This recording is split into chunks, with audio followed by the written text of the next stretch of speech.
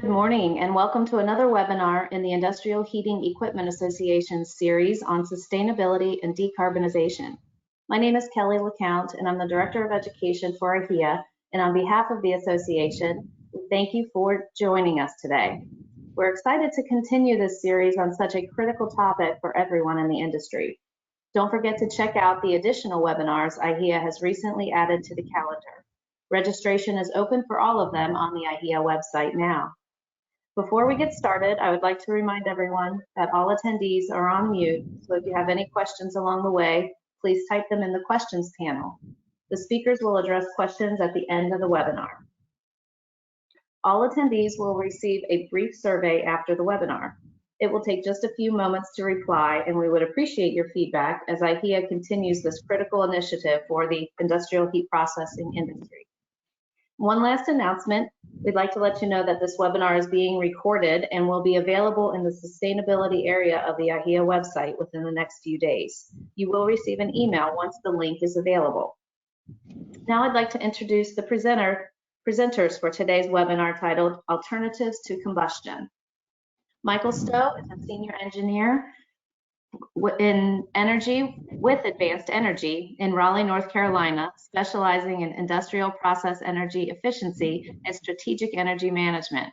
He has over 30 years of experience working in manufacturing plants and implementing strategic energy management. Michael has extensive experience with many industrial processes and all types of plant facility support systems. Dr. Girish Dahaki is Ambrell's Senior Vice President of Global Applications. He has over 25 years of induction experience and leads a worldwide team of induction application experts at Ambrell's Applications Laboratories. He holds patents, he has authored numerous papers, and frequently presents at professional conferences on topics such as nanoparticle heating, heat staking, and general induction heating. Dr. Dahaki holds a PhD in mechanical and aerospace engineering from the University of Rochester. Thank you both for being here today. And Michael, let's get started. Thank you, Kelly. Appreciate it. And just so you know, with all those years of experience, Girish and I did both start in elementary school. So that's 30 years after elementary school.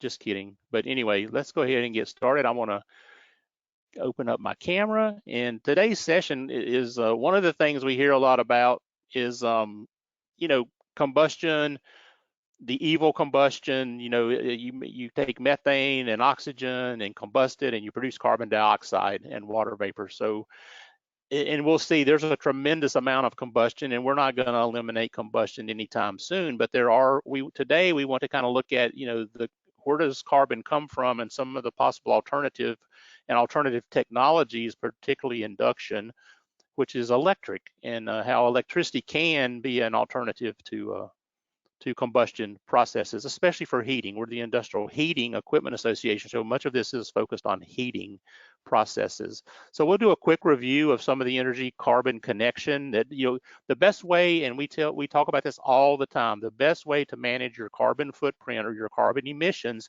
is to understand and manage your energy consumption, because most of your scope 1 and 2, all of your scope 1 and 2 is going to come from the actual energy you consume on your manufacturing site. Scope 3 is a little different. That's kind of off-site and getting stuff to the plant, getting stuff out of the plant, and so forth. And then we'll definitely explore some alternatives to combustion heating processes. Energy carbon connection, it takes a lot of energy to make things. We all know this, especially heating processes, especially if you're melting. This is an electric arc furnace. That's tremendous. I mean, it's literally like slightly, barely controlled lightning with like a welding arc to melt electricity. So this slide shows, it's a spaghetti chart for sure, but basically there's a few things I want to point out on here. But basically the way to think about this, the left-hand side is all the sources of energy, and this is focused on the United States. It's 2021. We don't have the graph for 2022 yet, but it was 97 quadrillion BTUs. A quadrillion is 15 zeros, so it's million, billion, trillion, quadrillion. It's more money than the federal government spends, which is crazy, but it's quadrillion BTUs. And the total for 2022 is around 100, so it did go up. But this is 97 quadrillion BTUs. This is where it comes from. Solar, nuclear. These are some of the renewable energy sources. And then the other one is what I call all the dead dinosaurs, if you will, fossil fuels, things we dig out of the ground. Natural gas, coal, biomass is somewhat renewable, some not, and petroleum, gasoline, diesel. This is all boats, transportation typically. And you can see where it goes. Residential, commercial is about a third, industrial is around a third, and transportation is around a third. A lot of it is used for electricity generating. So a lot of the energy over here goes to make electricity, and the electricity comes to feed over here. Just a couple interesting points. We hear a lot about electric vehicles all the time, but if you look at this yellow line, electric vehicles have not made a huge impact on this big amount of petroleum that's used for transportation. This yellow should grow as we have more and more electrical vehicles. And if we make more electricity, the electrical generation is going to have to grow. And right now, roughly over 50% of electricity is still generated from coal and natural gas. So there is some work to do here. Most of our industrial heating equipment is focused in industrial areas and maybe some commercial buildings. So there's a lot of energy consumed by the industrial, and you can see a lot of it, only 3.37 quadrillion BTUs out of 26, or maybe about 1/9 or 1/8 of the industrial energy comes from electricity. So there's certainly some room for alternatives or to electrify some of these processes that currently use natural gas, a little bit of coal. Not much coal goes into industrial. Most of the coal is to make electricity, and of course petroleum. And again, the focus on understanding this is to see how we can reduce our carbon footprint. Energy efficiency, one thing, we want to be able to make more with less. If we're making melting tons of cast iron, if we're making a widget, a gear, a foundation plate, some kind of steel structure, if we're making textiles, if we're making anything, we want to make more of our product with less energy. We want to be efficient. And this is what you pay for. You buy this energy, you know what you pay for. You pay for your natural gas, your electricity, and then you have a system. This can be a building, a process, an entire manufacturing site, and you add a lot of that value to your product. So you want to add as much value to your product and eliminate these losses. So initially you want to reduce the energy in as much as you can, and then make the energy you bring in as efficiently transferred to your product and minimize this loss. And again, if you improve energy, you improve your carbon footprint, and we'll talk about that as well.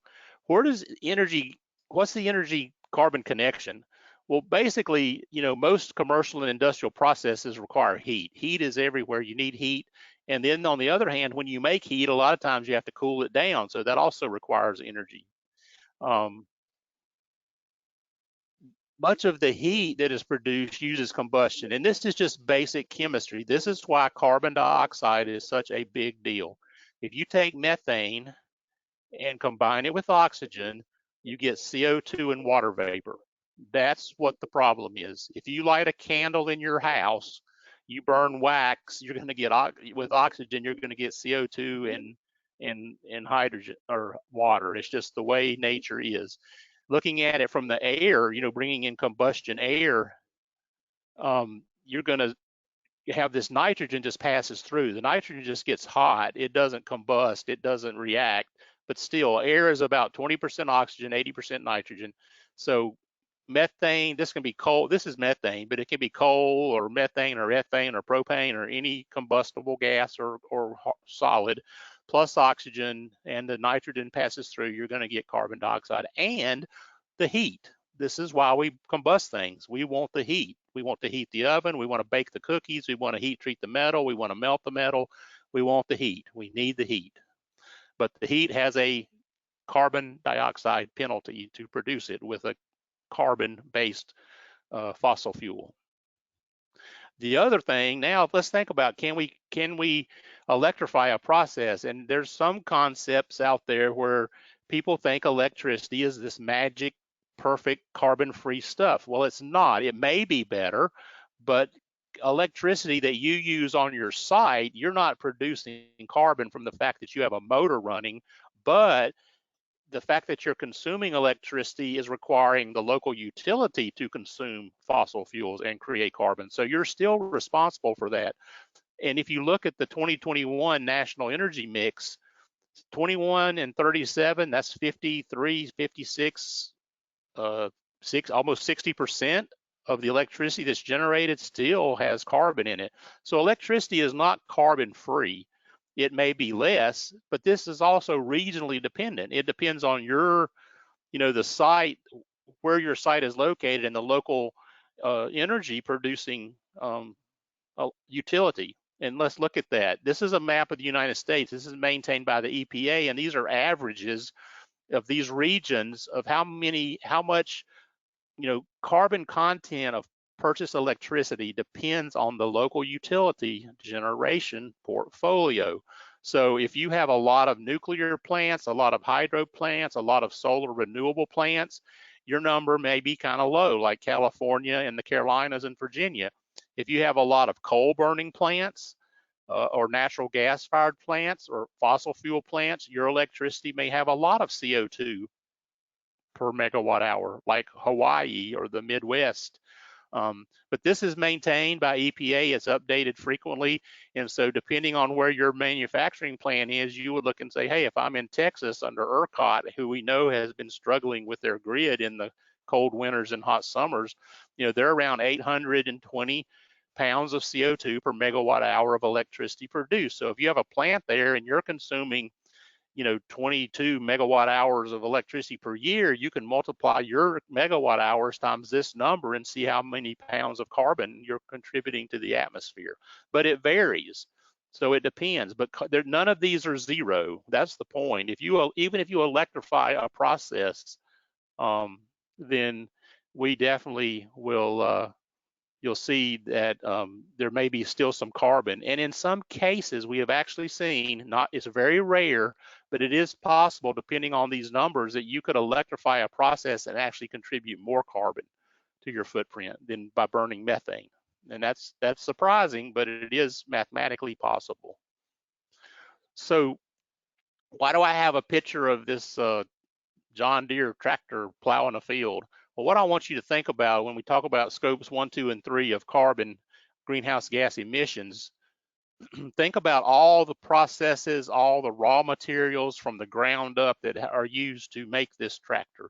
You got to get iron out of the ground, you got to melt it, you got to form it, you got to bend it, you got to paint it, you got plastics, rubber, glass, nuts, bolts, you name it, and lots of heating processes. So just keep that in mind as we talk about the scopes of carbon. Carbon gases, this is the 100-year global warming potential. And what that means is if you put 1 unit of carbon dioxide in the year, and it's going to be the 1 unit. So in 100 years, it's going to do this much global warming potential equivalent. But methane, and this is not combusting methane. If you combust methane and burn it, you get carbon dioxide. If you release methane directly from a leak on a natural gas pipe or process, it's 25 times worse. If you use sulfur hexafluoride, it's 22,000 times worse than carbon dioxide. These fluorocarbons, these are all the refrigerants in air conditioning. Air conditioning is everywhere nowadays. Even in manufacturing plants, there's lots of air conditioning. Those would be from leaks and having to replace these fluorocarbons in your refrigerants in your air conditioning and chiller plants. They're all much worse. But why the focus on carbon? The reason is the volume of carbon. Even though it's the equivalent of 1, and these have more global warming potential, there's just not near as many of these. There's not millions and millions of cubic feet of sulfur hexafluoride being released to the environment every day. Very little, thank goodness. And you can see that here, of all the greenhouse gases released in 2020, this is data from 2020, carbon dioxide was almost 80%.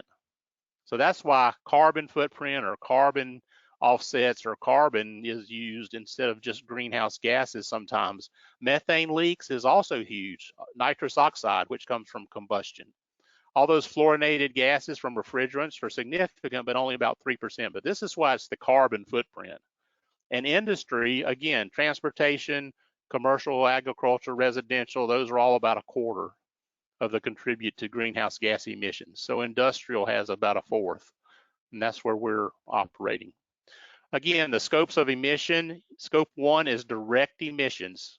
You burn natural gas on your site, you burn natural gas in company vehicles or gasoline and diesel fuel in company vehicles. You have a diesel generator for backup power. That's direct combustion on site, scope 1, direct combustion.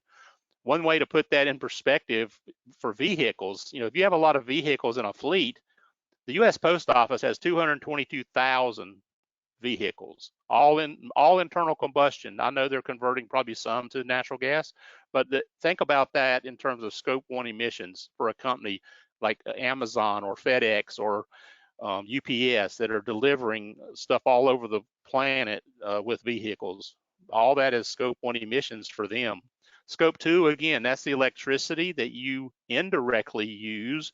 You use the electricity directly, but you indirectly cause the electric utility to burn fossil fuels, and you're responsible for that as scope 2. Scope 3 is everything else, getting the product to your plant, getting your raw materials, your supply chain, transporting it, and then shipping it out, delivering it, people using it downstream. So scope 3 is all the upstream and downstream items that you bring into your plant, manufacture it, and then after you ship it out. So again, thinking about the tractor and the disc, there's a lot of scope 3, getting stuff to the plant. There's a lot of uses after the plant, and then there's a scope 1 and 2 that you would use directly at the plant to make the tractor. Continual improvement, that's one thing we want to think about also. If you're looking at trending, your energy intensity, this is an example from a kilowatt hour per million gallons for a wastewater treatment plant. They are trending in the right direction. So if you follow your millions of gallons that you're using and trend that month over month, or tons that you're making, energy per ton, energy per yard, energy per widget, trending that is very important and can help you impact your natural gas. Whoops, wrong way. And again, this helps reduce carbon footprint. So let's talk about some alternatives to combustion. This is a typical setup. You have air, you bring in fuel, you burn the fuel, you get, remember, methane plus oxygen coming from the air, and then a lot of that CO2 and heat goes right up the stack. We're making carbon dioxide to the atmosphere, and we're heating the atmosphere. So what are some options to just combusting for heating and melting processes?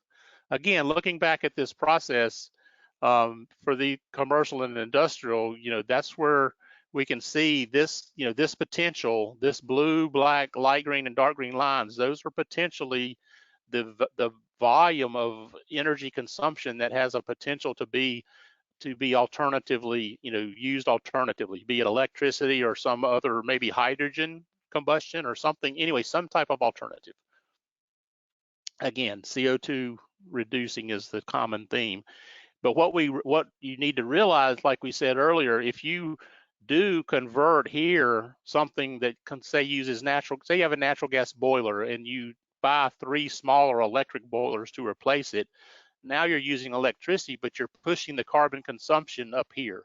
It's off of your site, so it goes from scope 1 to scope 2. But then depending on your electric generation of your local utility, if it's what we call clean electricity, where there's very little natural gas or coal, then you might have a significant carbon footprint reduction. If it's more fossil fuel based electrical generation, you may not get as much reduction. And like I said, in some rare cases, depending on this, if you have 100% coal electrical generation and you go from natural gas here to coal generation here, you may actually increase your carbon footprint if you electrify the process. That's very rare, and it needs analysis to determine that. The 4 R's of decarbonization is a way to think about this. And we're kind of focused on this bottom part, but the first thing, if you have natural gas and fossil fuel processes and even electrical processes, the first thing you want to do is just reduce the energy. Remember the diagram, reduce the energy energy conservation, be as energy efficient as possible, tune your burners, make sure you're using waste heat if you can, control stack temperature, monitor stack gases, make your combustion as efficiently as possible. So the first thing you want to do is conserve or reduce the amount of natural gas you're consuming. You reduce the natural gas amount combusted, you reduce the carbon footprint. Reuse the heat. If there's a way to reuse heat, then, thermal recovery or waste heat recovery, capture some of that heat. I see so many natural gas boilers or processes where they just heat the water in the boiler and then 1200-degree gases go right up the stack all day and all night with no heat recovery, no combustion air preheat, nothing. So if you can use heat exchangers and recover heat and reuse the heat, that's great. And kind of today what we're talking about as a third possibility is actually refuel. Go from methane to hydrogen, methane to electricity. Work with your utility to get a power purchase agreement where your utility guarantees you that, hey, 50% of the electricity we provide you will be renewable, so forth. And then redesign. Redesign is going to take a long time and take money to kind of redesign your process. But you want to do these first and see how you can optimize your processes. And then if later on or in parallel moving forward, you might want to think, we're going to redesign this process, we're going to lay out the plant or whatever. A couple of stories right quick. And infrared is a very useful electrical technology. If you look at the old rainbow from high school chemistry class, Roy G. Biv, red, orange, yellow, blue, indigo, violet, infrared means under red. So infrared is down here. It's not visible. This is the visible spectrum, what we can see. And then under red in terms of wavelength, that's where infrared is. But textile coating plant, we worked with a textile coating plant and they put coating on textile, and literally this guy showed me, he put a bead of water on a piece of cloth and it sat right there for the entire time of our meeting, like an hour. Never, ever penetrated the cloth. It was amazing. So putting coating on textiles is a big deal, and typically they go through natural gas fired ovens.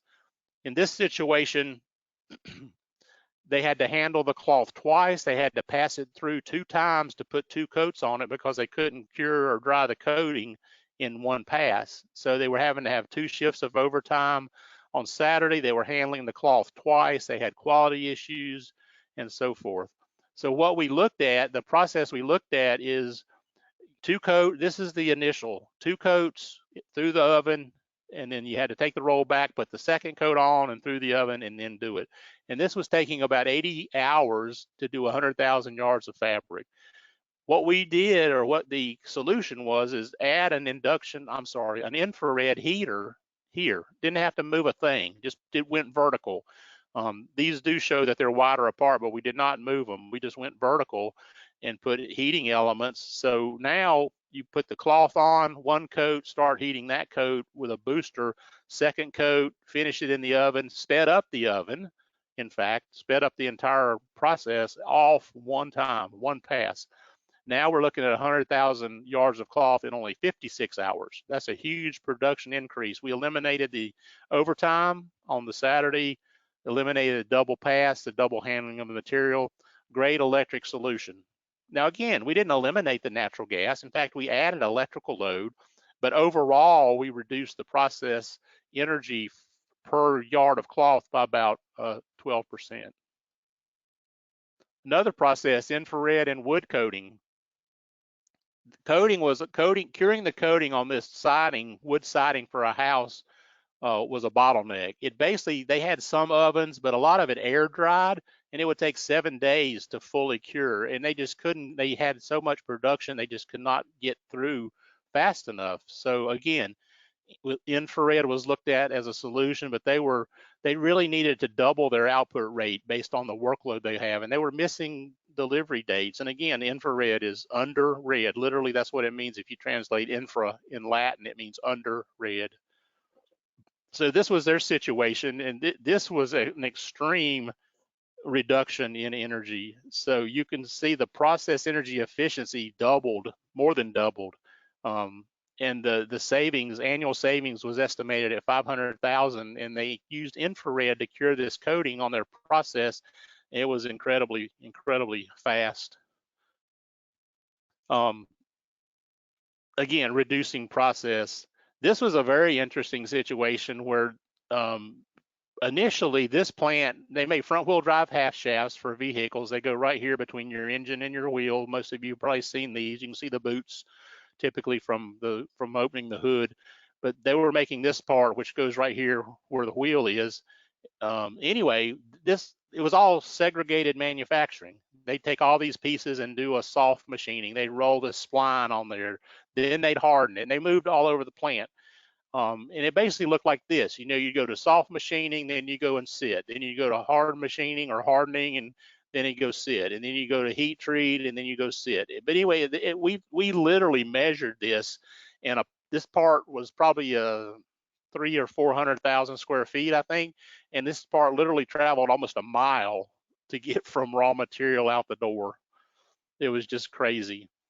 But what they did is went from all those separate places to cellular manufacturing. So we got one machine out of every one of those and put them all in one cell. So now basically you put the piece in and it goes through the line and it comes out finished, and it doesn't have to go all over the plant, 27 different things. And the other thing we did is we electrified the induction hardening process. Before, this was done by natural gas heat treat process with a natural gas heating furnace, and we went to electric induction for the hardening of the process and just put an induction hardener in line. So there was electrification. Just in summary, the travel distance of this part from raw material to shipping went from miles literally down to feet. The wait time that this stuff sat around waiting to be processed went from days to seconds. It was literally finishing this machine to go to the next machine immediately. PPM, or parts per million of quality issues, went from over 100 triple digits down to single digits, and on-time delivery increased tremendously. Again, electrification was a part of this process. One of the biggest energy users in terms of an industry is foundries, where you're melting steel, melting cast iron. This is an old technology. This has been around forever and ever and ever. But basically, it's a blast furnace where you take coke. Coke is a very enriched, pure form of coal. It burns very clean relatively. There are lots of emissions, but typically the emissions tend to be carbon monoxide, not carbon dioxide. So you blast air in here with huge fans. It's just like if you blow on a fire with your mouth to try to get the fire to go. Similar process, but on super steroids and thousands of horsepower blowing air in here, and it melts the steel. But again, very dirty, very complex. It uses fossil fuel. And one of the solutions is induction melting. Induction is electricity powered, and you can melt steel, you can melt anything that conducts electricity can be heated or melted with induction. And we'll hear a lot more about that in just a minute. But induction melting, you can see some of the reductions here in emissions, particulate, SO, sulfur dioxide, and so forth. It's much lower with electricity. You can see some of the improvements in cost per pound. Went from almost 7.3 cents per pound to about 5.3 cents per pound. And that doesn't seem like much, but if you make 1 million pounds a week, that adds up. So very good process improvement. So that's a little bit of what I was going to talk about, and now I'm going to turn it over to Dr. Girish Dahaki, and he's going to talk more intently about some of the many alternatives and applications using induction heating. So take it away. Let me give you share control, and you should be able to take the mouse and do your thing, Girish. Thank you. Yeah.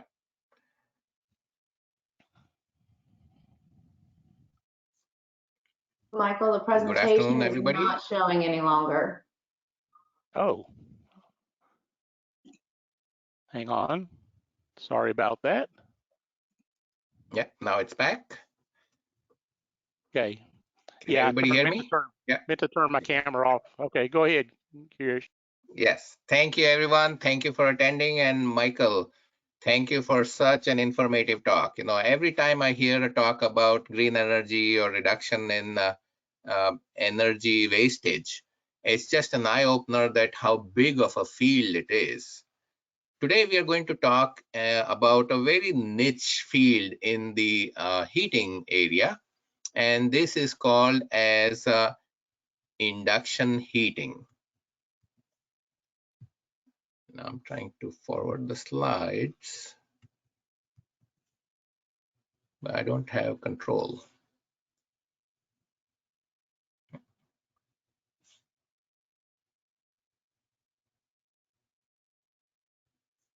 Michael, if you can give him control.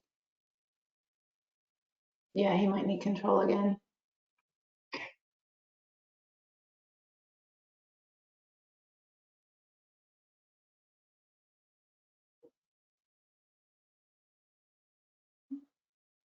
It's moving now. Yeah, that's still Michael, I think.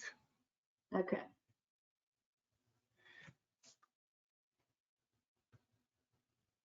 Michael can move my slides if he's there. Let's go to the next slide, Michael. Yeah. So induction heating, like I was saying, is a very niche form of heating. It is a very small portion, but it's growing day by day just because it plays a big role in the ESG footprint of a company. You can barely turn on a television nowadays where you see ESG not being mentioned. So ESG stands for environmental, social, and governance. And induction plays a big part in the E part of the ESG, where we are trying to help the environment by bringing a heating technology that is unique. Next slide. So what is induction? Induction is a heating method. It is capable of heating anything that is conductive, whether it's metals, graphite, or sometimes a lot of silicon carbides as well, to high temperatures with very little energy. So the energy that is used gets transferred directly from the heating element, which is called as the induction coil, and goes into the graphite ring here, and you can see that we can reach temperatures of 3000 degrees in about 3 seconds. Not always needed to get to 3000 degrees. Next slide, Michael. But a lot of times what happens is you're trying to basically look at an existing process, whether it's flame, as Michael was just talking about. A lot of people will not have open flame, will try to control the open flame by using an oven, which helps because it basically controls the heat. In an open flame, it's almost impossible to gauge how much heat energy is actually going on to the part, even though you may have more than one flame hitting the part. Then we have resistance and lasers that are coming up, and resistance heating is an electrical form of heating. And Michael just talked about that electricity is still being formed by burning coal or hydroelectric or nuclear or some other form. But at the site, when you're in the scope 1 area, you are going to use electricity and not be producing the carbon dioxides that you would have alternative produced if you were going to burn stuff. Next slide. So here's a quick video of what a flame process typically looks like. And I'm amazed how many processes in industry are still this open flame type process. What you see here is there's a flame that is pointing on the part, and it actually heats the part and then melts the solder wire as it goes into the joint. And like, it's anybody's guess, how much of that flame is actually being utilized to heat that part? It's probably less than 20% of the energy. So when we are talking about energy wastage, 80% of the energy is unfortunately wasted in these types of applications into the atmosphere. It doesn't help the operators because they are sitting in a hot environment because there's just open flames everywhere. So there's a lot of drawbacks to that open flame type heating. Next slide. So this induction heating that we are talking about today, I want to present a bunch of different advantages of it. And let me begin by saying that it's not the cure-all for all heating processes. There are a lot of heating processes that would rather use the flame type process or an oven type process, just because of the need for the high BTUs that are being transferred into that particular application. But a lot of applications benefit from the use of induction. The biggest benefit that one can get is that it's highly selective in its heating, which means that we can heat a small section of the part, and this part can be heated. And because we are not heating the rest of the part, you are also then consuming less energy when after the heating process is done, you have to cool the part. So you're not only saving energy in heating less of the part, you're also saving energy in cooling less of the part. And we always think cooling is free, but in the industry, cooling costs money. Anytime you have to wait for something to cool down, you can't bring it to the next process in the supply chain to run the manufacturing process. Next slide. Induction is extremely repeatable. One of the things that I talk about is where the picture on the bottom left shows a dental mirror, where the mirror itself is a metal handle, and it's actually a metal part, and it's being pushed into a plastic handle. The joint between the metal and the plastic is an invisible joint. And it's hard enough to sit in a dental chair, but to sit in a dental chair with the fear of that mirror or the pick coming off the handle, it would just make it impossible to sit in that dental chair. That's the kind of repeatability induction is able to offer. Induction, once it's set up right, gives you accurate, repeatable results.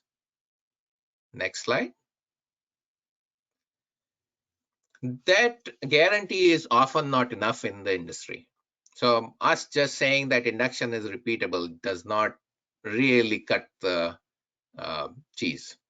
You have to basically guarantee that you're heating it correctly. So induction offers the advantage of having a control option with it, where you can actually pinpoint what temperature you're trying to heat, and if you're trying to get and if you're getting that temperature every cycle. This type of data can be recorded. This type of data can be presented to your customers, and it helps in the overall selling process of the product. Next slide. Induction is also non-contact. One of the biggest things that we hear is that the transfer of energy includes some wastage. With induction, the energy from the induction heating coil is transferred to the conductive material without the need of any medium. You don't need air, you don't need any thermal medium to transfer the heat energy. The energy transfer is done with magnetic fields. And magnetic fields are transparent to glass, anything that's non-conductive. So the picture on the right basically shows an old style fluorescent bulb where you have a mercury capsule being broken with an induction field, and the field just goes directly through the glass without heating the glass or anything, but just attacks that mercury capsule inside. Next slide. Induction is also extremely clean. As you have seen that we are not producing any byproducts. So induction is a very clean process and finds its use in medical, in aerospace, in a lot of semiconductor industries. Next slide. And we already talked about energy efficiency, but I wanted to just share some numbers. If you consider a typical induction process where you're only heating a small section of the part, if you had to use the same process in an oven, you would be forced to heat the entire part. And that causes a lot of extra energy being used in the process. So induction efficiencies can reach at least 80% in a well-designed process. Next slide. And induction machines, just like our lives, semiconductor technology has grown so much. Induction machines have become smaller and smaller and have become more accurate and better in their performance. So induction machines are now able to be included in cell type production scenarios where we can actually incorporate the machine into a cell so that you have to touch the part only a few times rather than have to batch parts to an induction station and bring it back. Next slide. So this is a typical example of batching parts where you have to basically collect a whole bunch of parts, then run the whole bunch of parts either in a heat furnace or an induction setup in the back of old. But today you can just run a single piece part flow, which gives you accurate control over the process, and it gives you the ability to change the process on the fly. So you're always producing good parts. And why would you want to do that?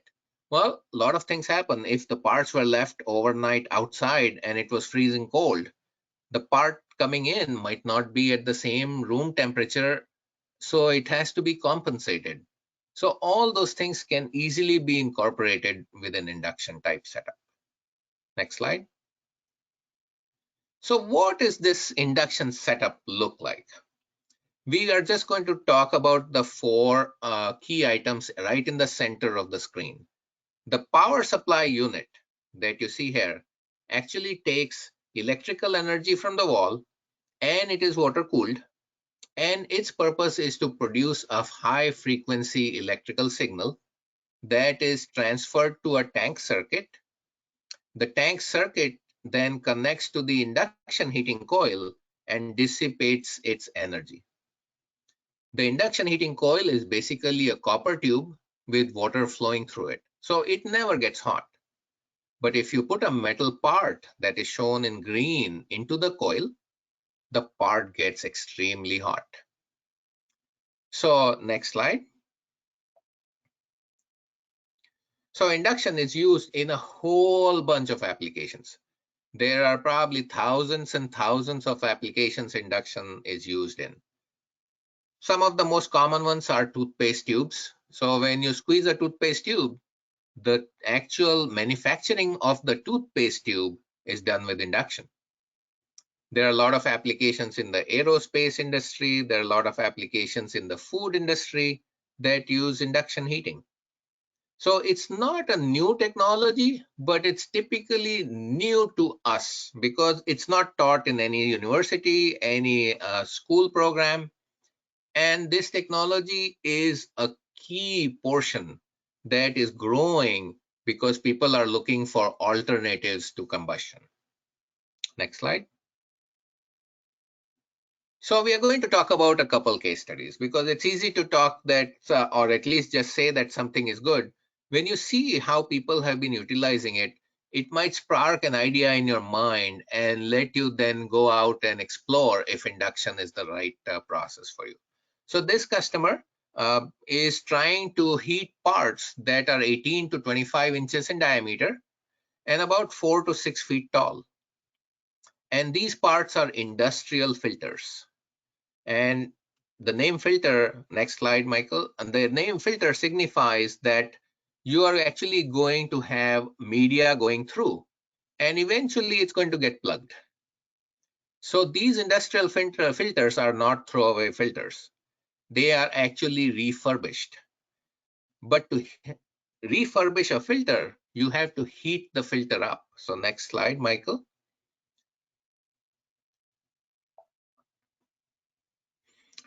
To heat the filter up, the customer used to dip these extremely big metal bodies in an oil bath or a hot water bath and would leave them in there for 24 or 48 hours because that's the amount of time it took for the filter or the heat to transfer into the filter. My favorite analogy here is like cooking your turkey come Thanksgiving.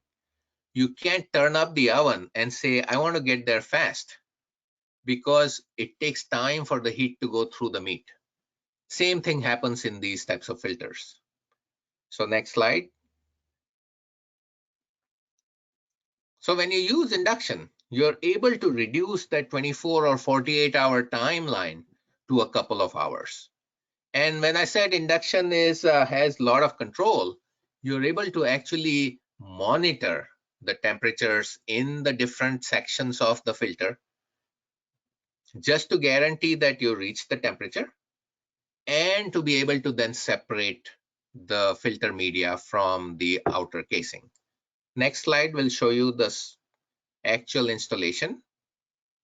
And as you can imagine, here the induction heating coil is not a rigid copper coil. It's actually a flexible hose that the customer winds around the filter assembly, heats it up for an hour or two depending on the size and the diameter, and then is able to pull out that media that you see in the right video just right out of the filter.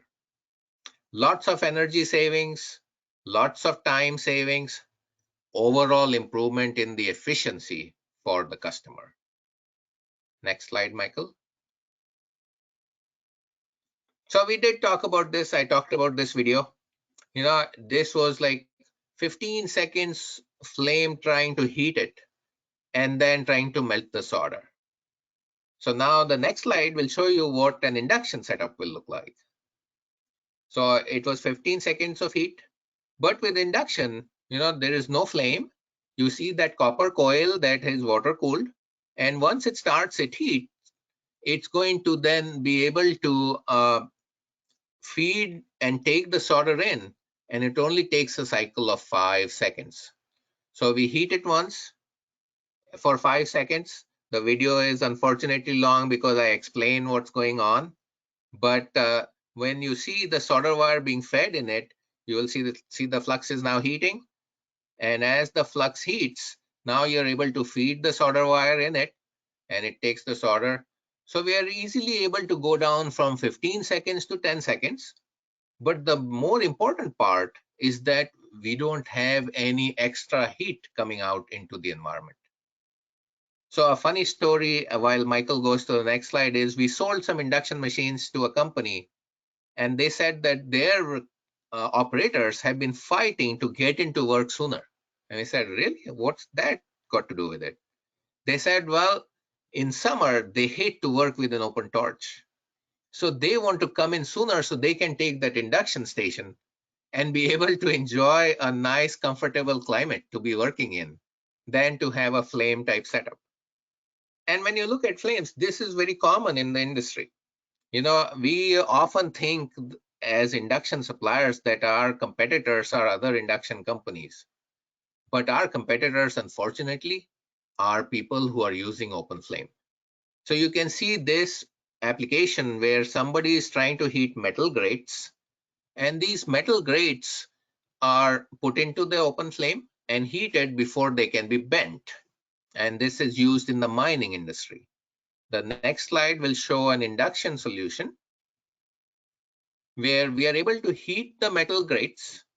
And unfortunately, the videos are about 20 seconds long, but you will be able to see that as the induction heating starts, the metal grate is going to come up to temperature, and the heat is only used to heat the metal sections that are inside the induction heating coil. There is no other heat anywhere else in the setup, which is the beauty of induction. Next slide, Michael.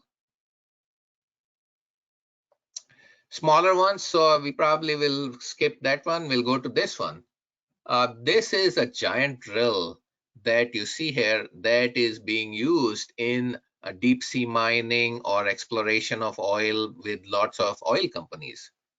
So what they used to do was they used to have an open flame beat on this part for 30 to 60 minutes to be able to get the part up to a temperature before they would finish the small carbide inserts or diamond inserts in the bit, depending on which bit they were making, with a flame.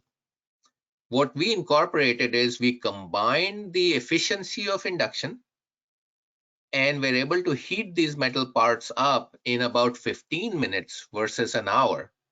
But no flame was opening or blasting in the air. And only the final process, while the induction coil was still in process, we're able to be done with the flame, because the flame process is required in this application because of the operator skill that is required.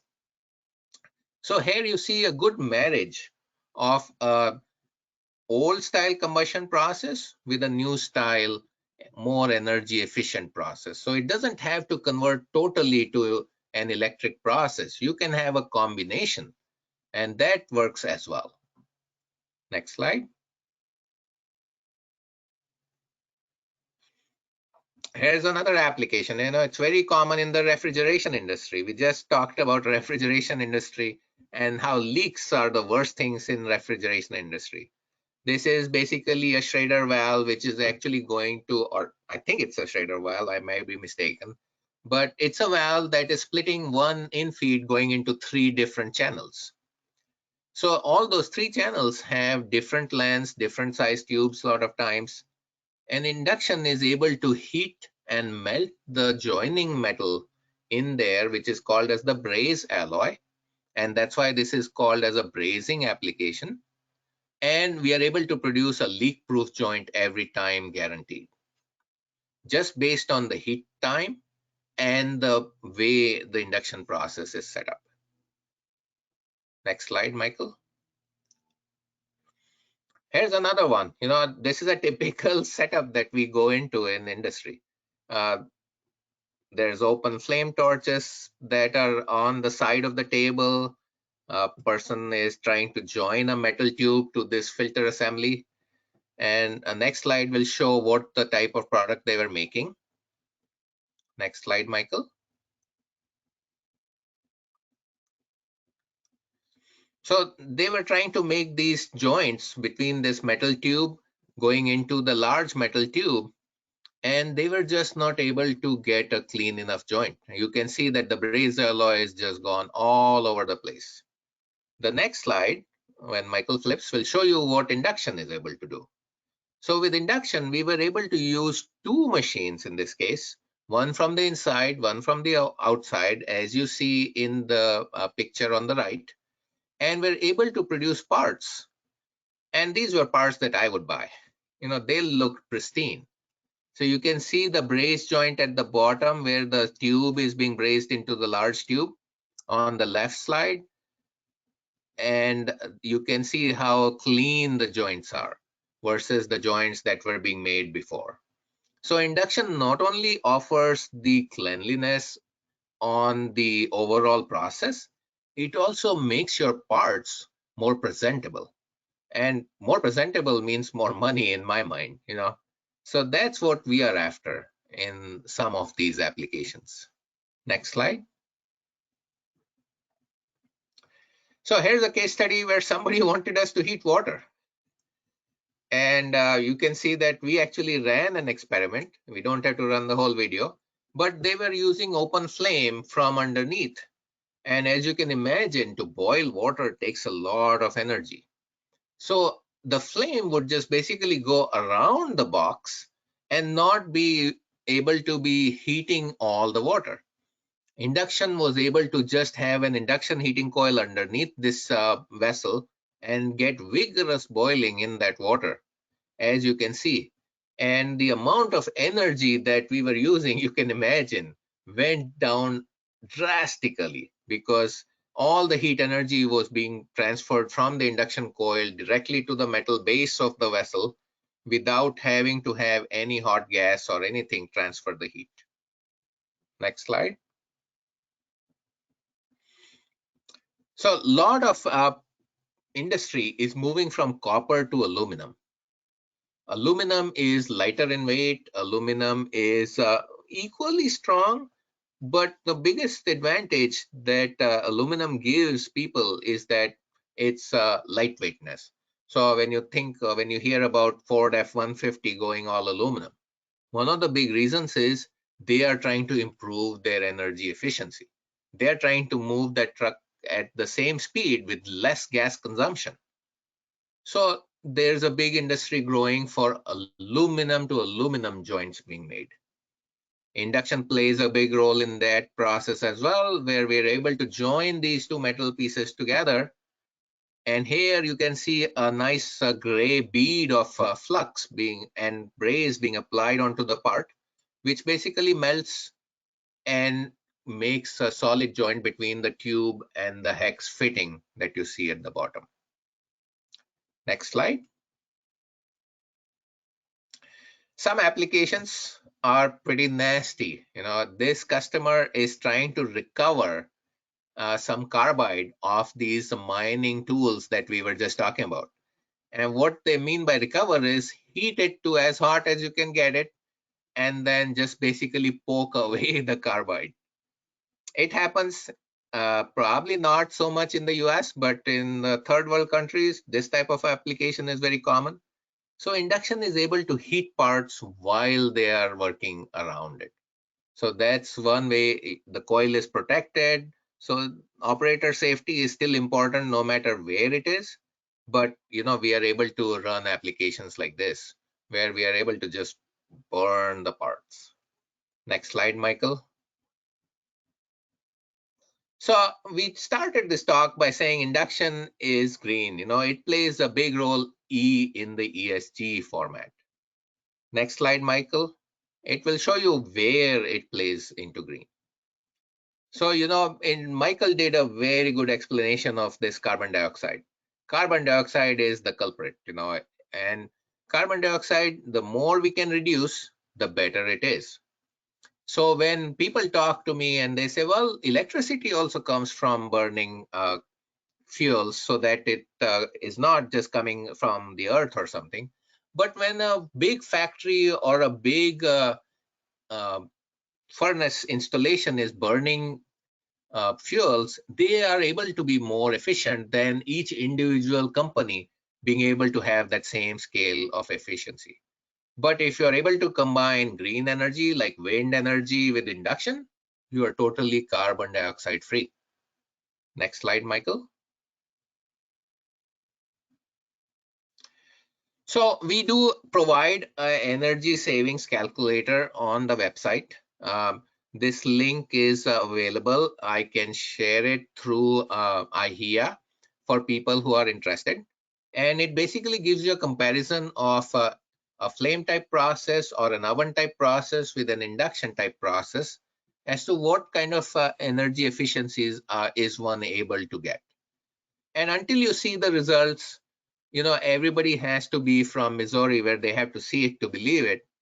There are a lot of cases that we have shown today that basically show that induction is being used in the industry as one of the key components in the green energy initiatives.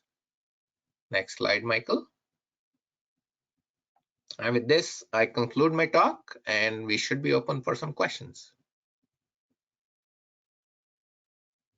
Thank you so much, Girish. Excellent information. And one thing I've noticed, I've worked with Dr. Girish and Ambrell on some applications, but really the applications are only limited to your imagination. If you can build a coil in any shape to get around a part, you can get some heat into it. So there's many opportunities for using induction for heating. So just quickly in summary, we kind of looked at some, greenhouse gases and your carbon footprint, and tied those into heating processes and electricity. And electricity can be very beneficial. There is some carbon in electricity, but it typically is very beneficial relative to a true direct combustion process. And with that, do we have any questions, Kelly, from the Q&A or the chat? We'll be happy to. We'll stick on the phone for a few minutes. And Yeah, we have one that has come through, Michael. So the question is, can induction be used on non-contiguous parts like chains or meshes? Our application would be heating a metal conveyor belt. Excellent question. Yes, and one of the other things I would say is in our company, we have this tagline that says one test is worth 1,000 expert opinions, which means that a quick test is going to get you out of this one person saying, yes, it's a good application. Somebody else might be saying, oh, maybe it will work here or there. So what we say is we have facilities available where we are able to perform quick tests to prove feasibility on applications. So chains are obviously a big piece, and meshes are a big piece in the industry. So it depends on, there's so much detail in how the mesh is constructed, whether it's loop to loop or what kind of a mesh it is. But a quick test will certainly tell us exactly what the heating rate and what the heating performance is going to be. Excellent. Well, and again, I've seen, I don't know if you've done this, Girish, but I've actually seen a plant where they were making anchor chain for a big aircraft carrier, and each link it just came through a shot induction, and they induction hardened every link and then did the next link and so forth. So Yes, definitely, no, definitely absolutely. possible. That's amazing. They pull ships and stuff with those kinds of things. Mm-hmm. Anything else, Kelly? Let's see, I just got one last question here. Has induction heating been used in the air heater process? Could this be something used in indirect air heating? Don't So know. that's a great question. It's quite thought-provoking. And, like our biggest desire is to say yes to everything. But we want to make sure that we give you the most energy efficient solution. So in this case, for example, it also helps to know what the background is. What are you using today to heat up the air? And are there any specific red buttons that you're trying to overcome to look for another heating method? It may not be induction. It may be lasers, or it may be something else. It may be infrared. And that's where that evaluation of the process needs to be done, where you have to look at what are you doing today, what is your biggest gripe about the process, what kind of efficiency are you getting, and where would you rather be. So once you have that roadmap, then it's easy to say, well, induction does fit or doesn't fit. But to give you an example, we actually heat a carbon block with lots of holes in it to heat air for a specific process. But in that process, the customer had a specific nitrogen type air that they had to heat. And they had to have it coming out at a certain speed. And the actual process that they were using before, which was resistance heating, was not giving them the uniformity of heat as this gas was flowing through a lot of holes in the carbon block. So their biggest complaint was uniformity. Now, if that is the case, induction is able to help. Mm-hmm. So it is a case-by-case study. Thank you. All right, thank you, Michael and Garish. Michael, if you want to just flip to the next slide for a minute, and we'll get your email addresses up there in case anybody has additional questions and would like to reach you all. That you can reach out to them directly, or certainly get a hold of us at IHEA, and we will connect you with the presenters today. And I just want to thank everybody for attending the webinar and remind you to visit the IHEA website, www.ihea.org. And we do have a sustainability tab across the menu bar, and there are several other resources and information on sustainability and decarbonization. So just give a look out for the link to the evaluation, and we appreciate your feedback today. Thank you. Thank you, Bye-bye. Kelly. Thanks, Girish. Great information. Thanks, everyone. Thank you, guys. Thanks.